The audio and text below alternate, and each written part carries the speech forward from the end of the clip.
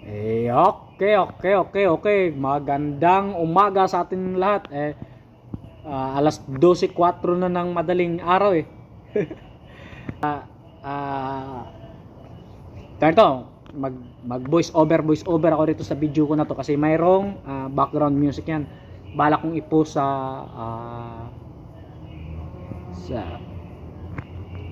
YouTube at saka sa Facebook.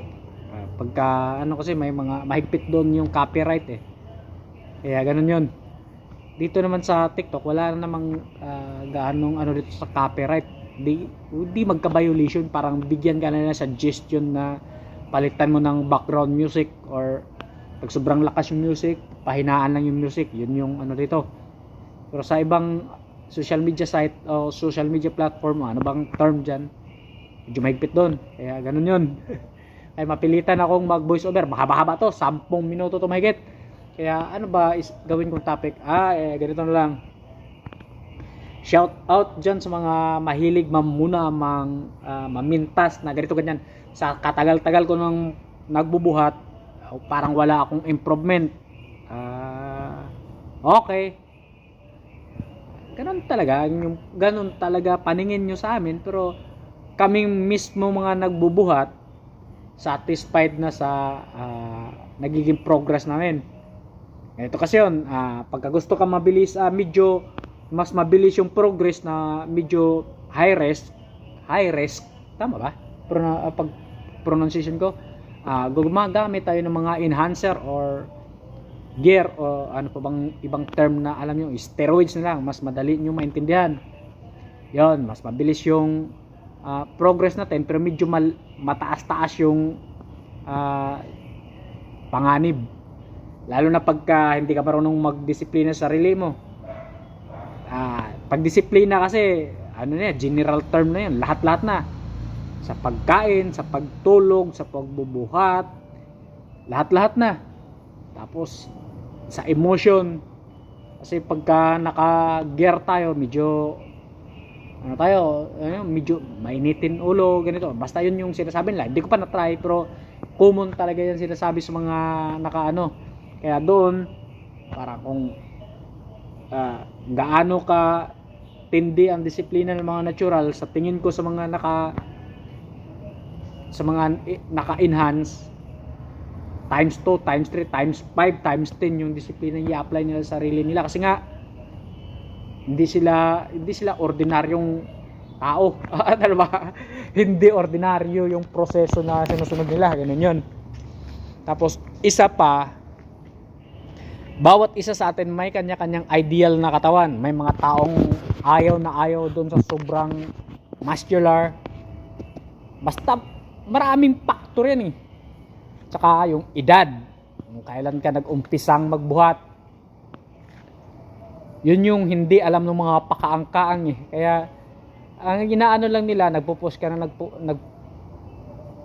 ng post video sa social media, hindi nila nakikita yung kakaiba mong improvement of progress or so whatever. Biglang yung so whatever, basta ganun yun. Kaya nila sinisita, pero di nila alam kung gaano kahirap mag-build ng muscle. Unang-una nga, pag natural ka, napakabagal ng progress. Bukod doon, hindi lang ganun yun, kailangan mo ng magandang quality ng pagbubuhat, magandang quality ng mga pagkain, magandang quality ng tulog. Kumbaga, di lang talaga pag nagbubuhat ka, lalaki na kagad katawan mo. Mayroon yung formula. Kailangan mong ma-solve ng maigi yung formula para maganda yung resulta o magiging perfect yung resulta. Ganun yun. Kaya minsan naintindihan naman ng talaga natin, pero kailangan lang talaga sagutin para magkaroon naman din sila ng idea. Kaso nga lang, sino rin itong mga walang idea, mga pakangkaang manindigan pa talaga sa ano nila, akala nila binubula sila o pinagsinungalingan sila ng mga kagaya naming mga nagbubuhat. Wala, di naman, ano naman mapapala namin magsinungaling kami sa inyo, bula-bulahin namin kayo. Lalo na pag kaming wala mga personal na interest. Kasi wala naman kaming pinopromote na training program, meal plan, o kung ano-ano pang mga pinopromote, o sa madaling sabi may mga pinopromote ng mga produkto or serbisyo. Bakit naman kami magsisinungaling sa inyo? Siguro yung iba pwedeng magiging bias kasi mayroon nga silang personal interest, kaya lahat talaga na sasabihin nila medyo pabor talaga doon sa mga endorso nilang produkto. Kaming mga walang mga ganun, bakit naman kami magsisinungaling sa inyo?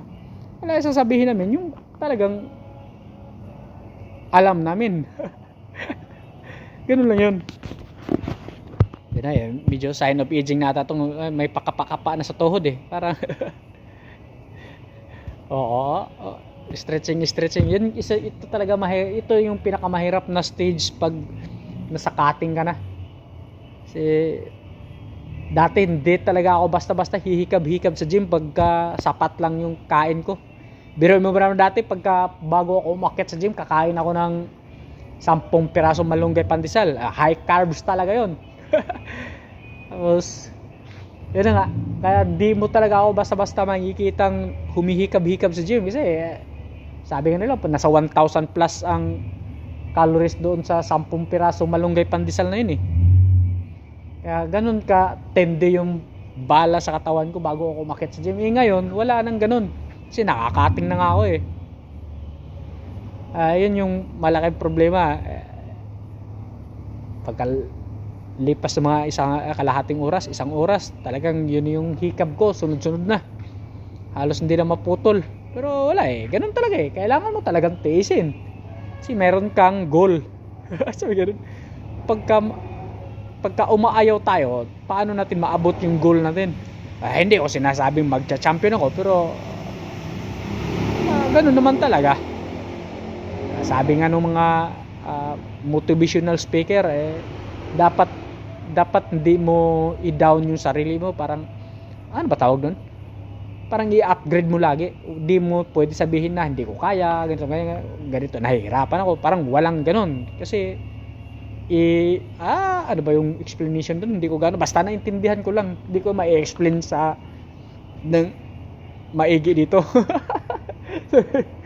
Angulo talaga. Basta ganun na yun. Tapos lalo na sa akin, medyo may edad na ako nag-start magbuhat. Tapos yung nature pa ng trabaho ko medyo abnormal. Kasi 24 oras yung palitan namin. Hindi naman kami pinipilit din ng company o sa agency namin na yun yung gawin namin palitan. Pero dyan kasi kami mas komportable kasi mas makapagpahinga kaming dalawa ng kabady ko. Kasi pagka 12 oras lang, bawasan pa ng 1 oras biyahe papasok at saka pauwi, di nagiging 14 hours na yung bawas. Di magkano na lang natira sa may 10 oras ka na lang kasi 24 hours lang yung isang araw di paano na, magbubuhat ka pa. Tapos pagdating mo pa sa bahay, hindi naman matik yun. Pagdating doon makakatulog ka na, marami ka pang medyo pagkaabalahan sa bahay. Kaya ang mauwi mong tulog, ilang oras na lang, swerte mo na kung maka 5 hours ka. Ganun kahirap siya. Yun na nga, sa pag-build ng magandang physique, kailangan magandang tulog, magandang pagkain, magandang quality ng buhat. Saan natin kukunin? Doon pa lang sa tulog. Doon, yun yung isa sa mga pinaka-importante kasi doon tayo nakaka-recover. Wala sa akin yun. Sa akin di naman pare-parehas lahat ng schedule ng tulog yun yung isa sa napakalaking problema talaga. Kaya ako, kahit sabihin nyo pang hindi ako nag-improve, satisfied na ako sa nagiging resulta ng katawan ko. Bakit? Yun na nga, kahit sa ganun yung at least nagawa ko lahat ng gusto kong gawin. Magpapayat, makita yung abdominals ko. At saka isa pa, di ko rin talaga ideal na katawan yung sobrang laki. Yun yung sinasabi ko, mas gustong gusto ko yung klase na katawan ng mala Bruce Lee ba. Manipis lang siya pero may detalye yung muscle. Yun. Kaso nga lang, hindi naman tayo kasing genetics Genetics. Genetic lang ata. Hindi naman tayo kasing genetic nila Bruce Lee na kahit ganun kababa yung body parts pero ano pa rin nakapag-performs pa rin ng maayos sa ano kasi yun yung ano yung malaking factor ng genetics eh. Kasi meron namang mga tao talaga na normal pakiramdam nila kahit sobrang baba ng body parts, hindi kagaya sa mga yung genetics natin medyo chubby tayo, pagka bumaba sa single digit yung body parts natin napakahirap na sa pakiramdam, ganun yun. Kaya let's go pa rin tayo. Yes, yo. May pa-flex pa sa leg si Kulokoy, oh. Oo.